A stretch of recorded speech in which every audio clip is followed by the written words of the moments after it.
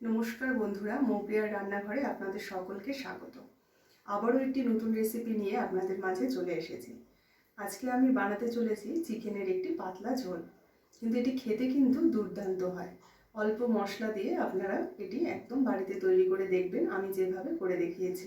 আশা রাখছি আপনাদের ভালো লাগবে। আমার বানানো ভিডিওগুলো যদি আপনাদের ভালো লেগে থাকে তাহলে প্লিজ আমার চ্যানেলটিকে সাবস্ক্রাইব করে দেবেন আর আমার ভিডিওটিতে একটি লাইক দিয়ে দেবেন। এখান দিয়েই শুরু করছি।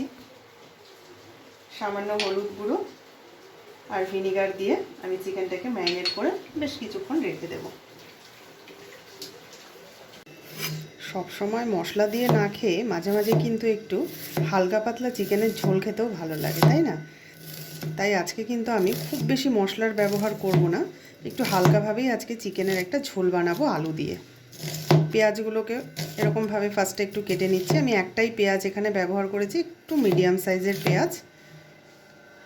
পেঁয়াজগুলোকে একটু স্লাইস করে কেটে নিই। একটা ছোট সাইজের টমেটো নিয়েছি, টমেটোটাকে একটু ডুমো ডুমো করে কেটে নেব।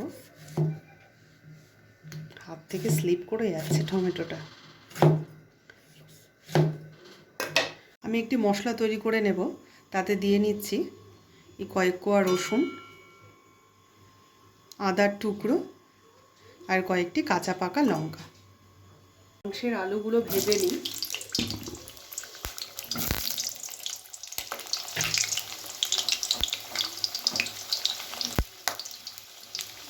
সামান্য নুন আর সামান্য হলুদ গুঁড়ো দিয়ে একটু আলুগুলোকে আমি লাল লাল করে ভেজে নিই।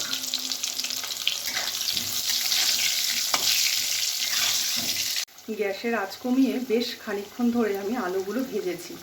দেখুন আলুগুলোতে কি সুন্দর রং এসছে। এবার আমি আলুগুলো তুলে নেব।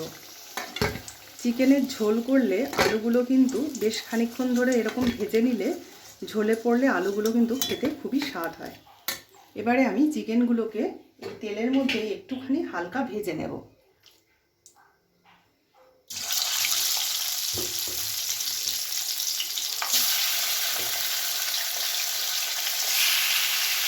বেশিক্ষণ ভাজার একেবারেই দরকার নেই, বেশ একটুখানি সময় ধরে ভেজে নিলেই হয়ে যাবে।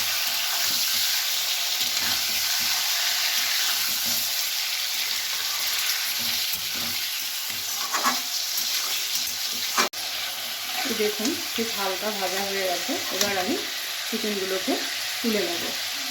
আর এর থেকেও কিন্তু বেশ কিছুটা তেল ছেড়েছে।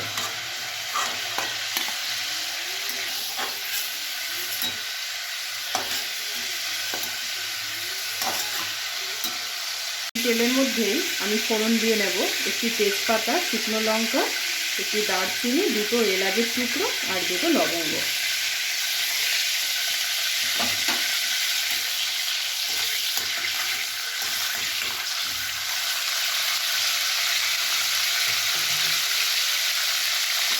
ফোড়নটা একটু ফুটে আসলে, একটু চড়বড় করে আসলেই আমি এতে দিয়ে নেব পেঁয়াজের টুকরো।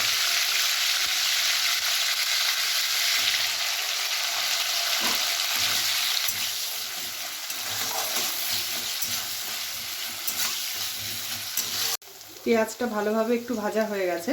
এবার দিয়ে দিচ্ছি এতে আদা রসুন লঙ্কার পেস্ট।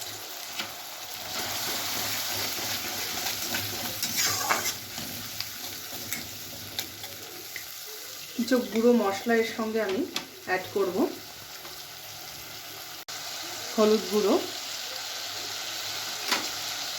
কাশ্মীরি লঙ্কার গুঁড়ো, জিরের গুঁড়ো আর দিয়ে দিচ্ছি ধনের গুঁড়ো।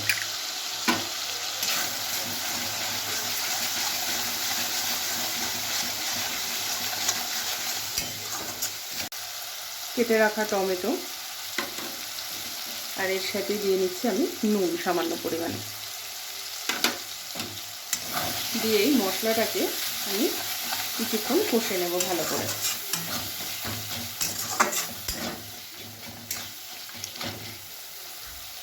মশলা কষানো খুব ভালোভাবে হয়ে গেছে, পুরো তেল ছেড়ে এসছে। এবারে আমি চিকেন আর আলুটা একসঙ্গে দিয়ে দেব।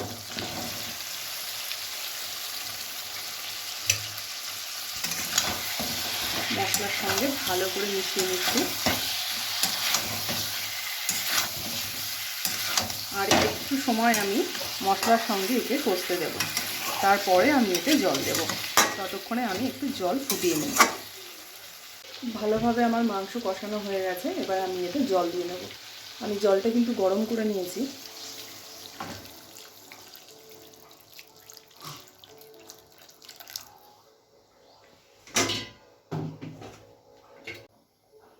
আমি জল দিয়ে নিয়েছি, এবার এটাকে খুব ভালোভাবে ফুটতে দেব। গ্যাসের আঁচটা আমি একটু বাড়িয়ে দেব। ভালো করে ফুটে গেলে তারপরে আমি আঁচটা সামান্য কমিয়ে দেব। ঝোলটা খুব ভালোভাবে ফুটে গেছে, চিকেনও আমার সেদ্ধ হয়ে গেছে। এবার গরম মশলা গুঁড়ো দিয়ে আমি রান্নাটি শেষ করব। গ্যাসটা আমি এবার বন্ধ করে দেব।